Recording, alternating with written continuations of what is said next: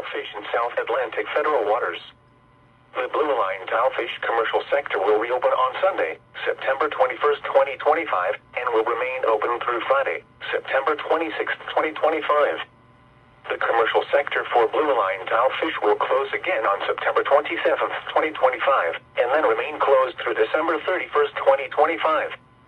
During the commercial closure, fish is prohibited. For more information, call the National Marine Fisheries Service at 727-824-5305.